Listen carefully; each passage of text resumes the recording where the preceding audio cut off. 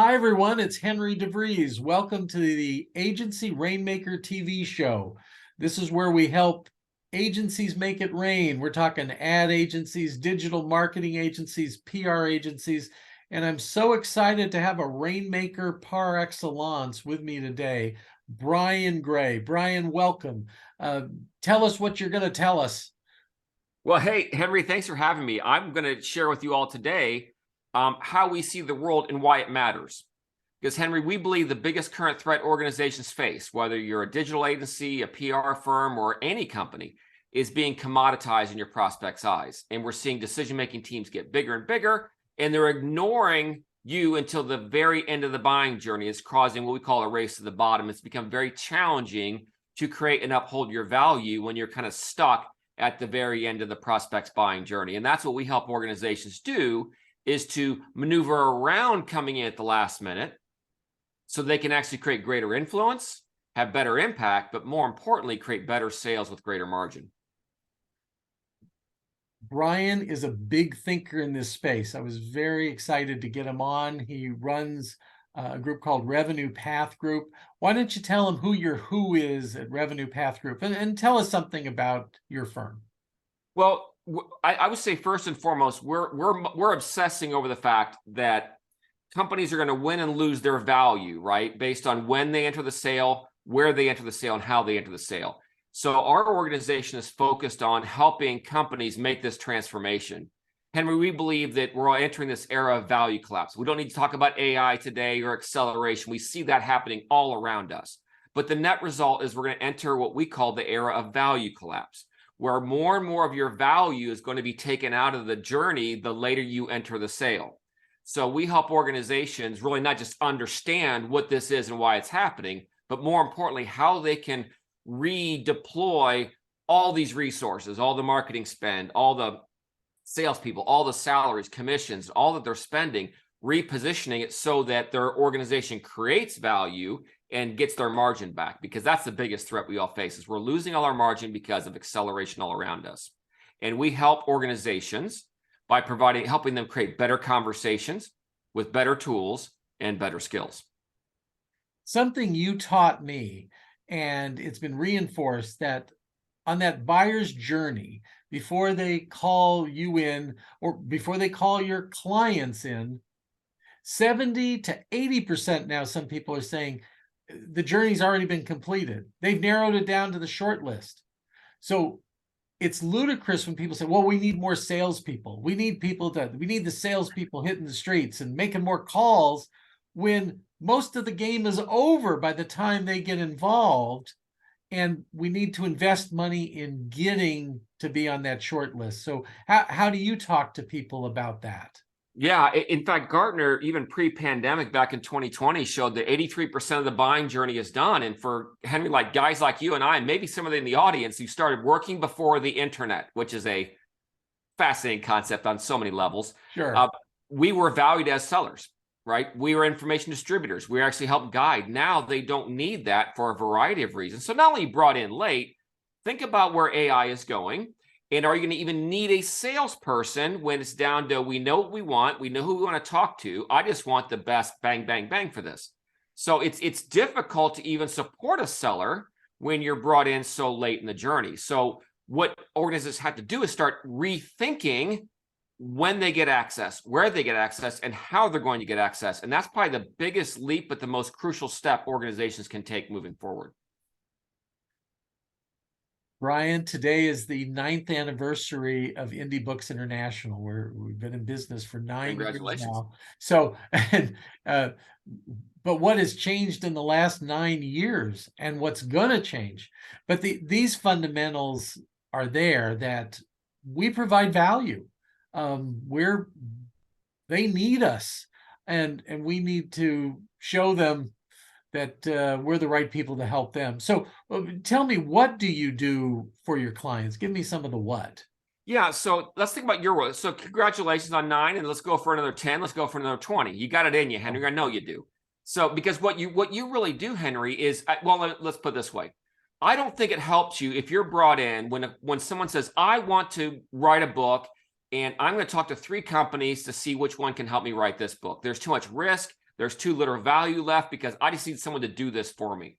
When I first met you years ago, Henry, right, it was all about how you can create a book, right, that allows you to gain earlier access at more influential levels, using thought leadership as a means to do that. Well, guess what? That still, and by far, will be the most effective way for you to get in front of your ideal prospect, to have the right conversations, right? So helping them become aware of the impact that writing a book and becoming a thought leader, what that does to get you in front of that actual sale.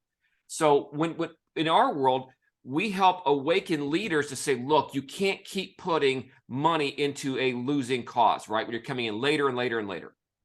So they'll say, okay, I get that we need to get earlier at a higher level, right?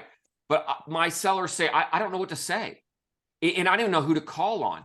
So they don't even understand what their real impact is. So the first thing we do with our clients is help them. What is the real impact of what you do?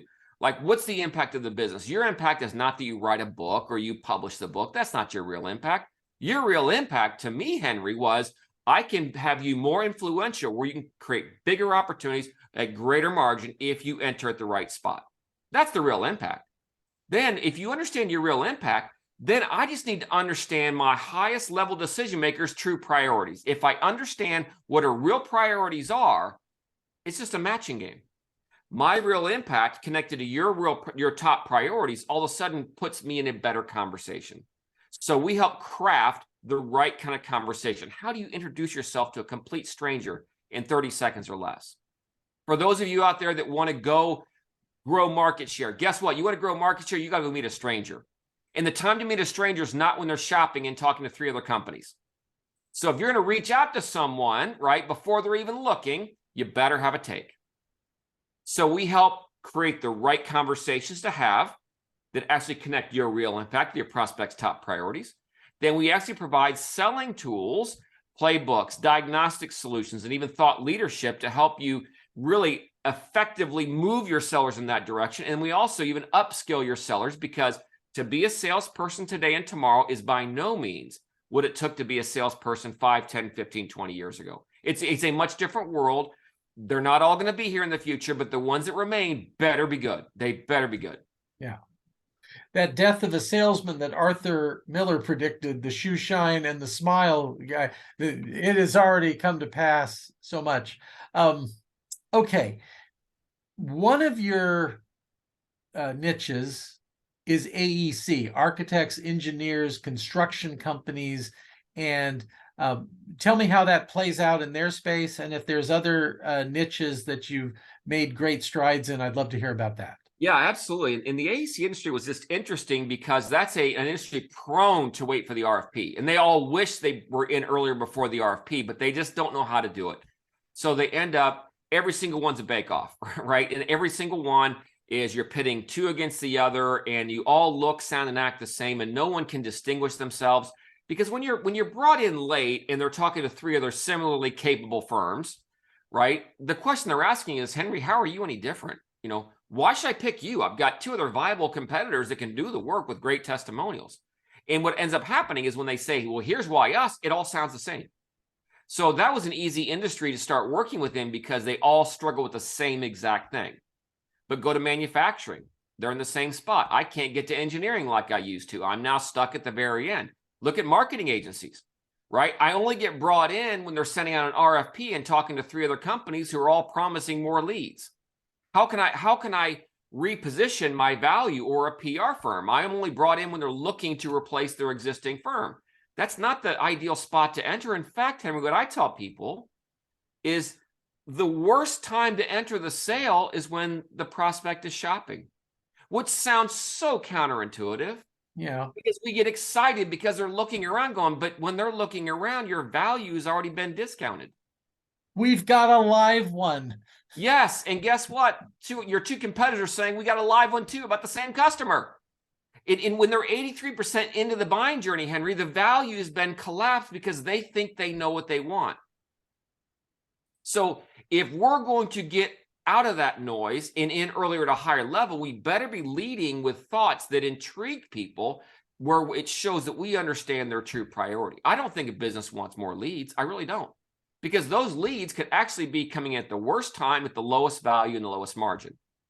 What people really want is they want a more effective revenue engine, and they want to recapture this value that's been lost. And guess what? Measuring you based on leads in this example isn't going to do it. I remember when I was president of a large regional agency, and I brought the new AE in because a prospective client came in, and he just said, I've heard so many great things about you and your firm and wonderful things you do, and you're on the short list, and we want you to do this presentation and give us all your best ideas. We want to hear them, and you've really got a shot here. And he left, and she said, well, that meeting went really well. I said, no, that meeting went really bad. Yeah. Yeah. He's selling me for us to give him our best ideas for free. He's not hiring us. He's hiring somebody else, but he wants our ideas for free. Absolutely. Is that how it works? I said, yeah. The ones who come in cagey in that, like you said, earlier in the cycle, and tell me why this should be a priority for me. Tell me something I don't know. And I remember my best client was one who just said, we've done this, this, and this. None of them worked. What are your ideas? And I said, let me ask you some questions. And we wound up getting the $1 million account. And that's before I read your book and before I interviewed you for Forbes.com and put your thought leadership in. You've got a big brain here, and people need to read you. Are there other niches you're doing some work in? I'm fascinated by distribution, the distribution model. Here's where I'm really fascinated, Henry. Anywhere there's a human being selling, because I think that what we're going to start seeing is, I'll say, okay, AI is going to take away 60 to 70% of the mundane work that salespeople do. Be helpful, responsive, arrange all the things that take up all of a salesperson's time. But your salespeople tend to be one of your most expensive resources. And before we throw them all out saying we don't need them anymore, we have to actually reposition them. Because if someone has a seller or a salesperson, what it tells me, Henry, is that they see that I need to talk to another human being to really help them understand my value. So I look for anybody where they have a human seller in the equation, and I don't want to discount them until I want to reposition them. So distribution struggling because they're becoming squeezed. Manufacturing can't get access.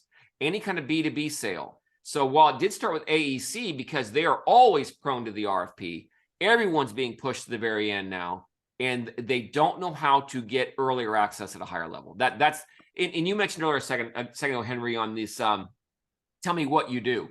By the way, for those of you out there, if you're meeting a stranger, a prospect stranger who says, I've heard great things about you, Henry, what do you do? Do not tell them what you do, because when you tell them what you do, you will automatically be delegated downward. You share why you do what you do. For example, if Henry were to say to me, Bryan, I've heard great things. What do you do? I share a belief.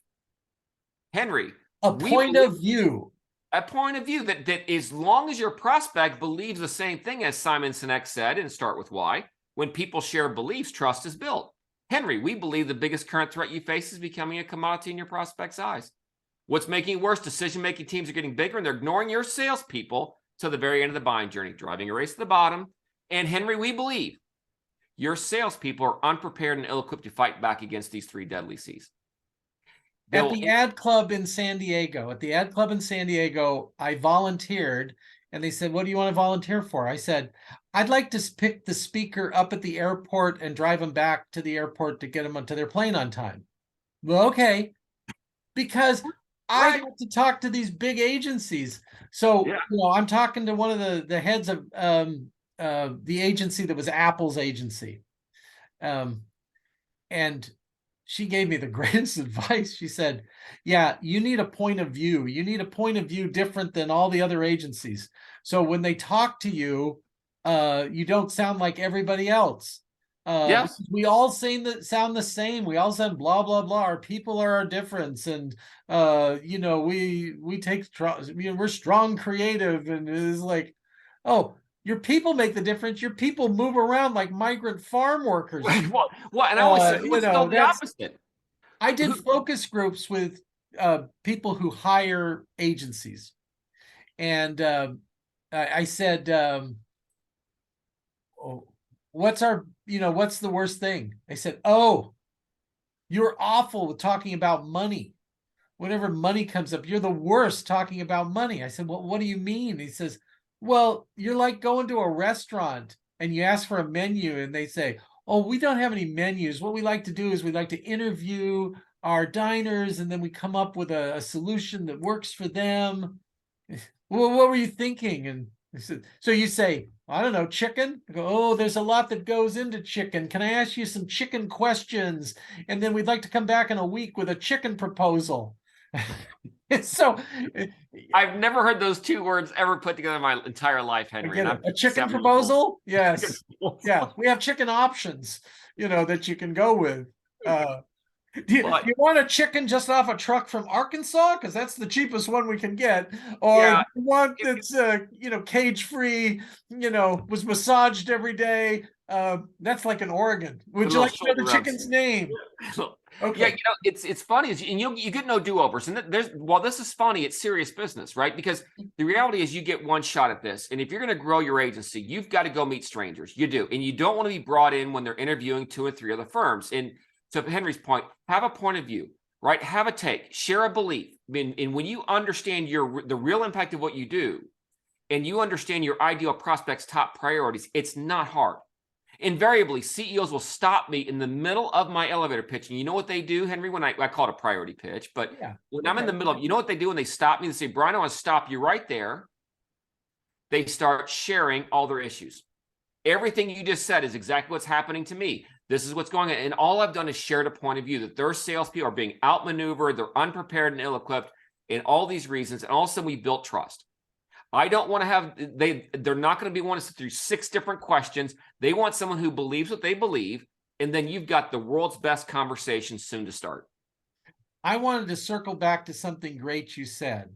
And you were talking about your point of view and why. And you said, yeah, AEC because they had salespeople. But now we're helping people who have salespeople. Okay, that is a psychographic niche.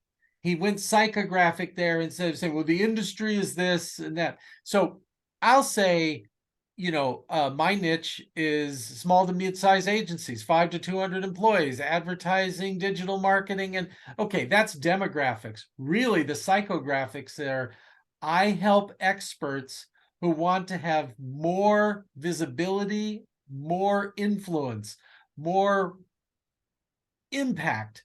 And they need to do that by being an authority in a field. So Bryan is an authority in the field. Since I published the priority sale, I would be remiss if I didn't say, hold up the priority sale again and give us 30 seconds on the book.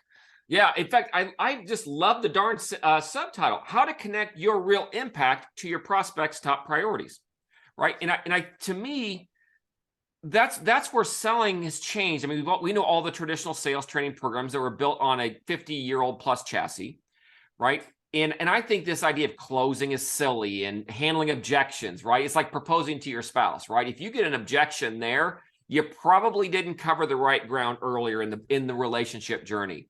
So I believe Louise, would you like to get married on Tuesday or would Wednesday be better?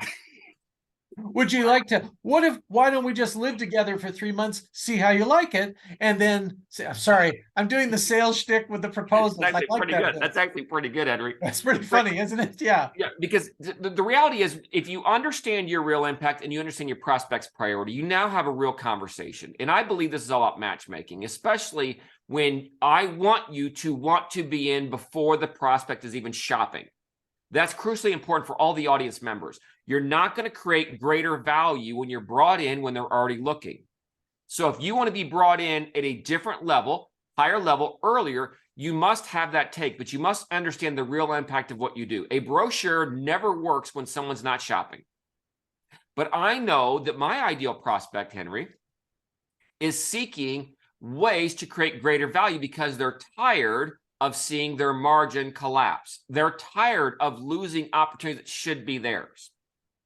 And more of the same isn't going to help. They need a different approach, and they need someone who sees the world in their mind the way they see it. And that's what having a take or having something you believe in or a point of view really, really matters, because you've got to build trust in less than 20 seconds.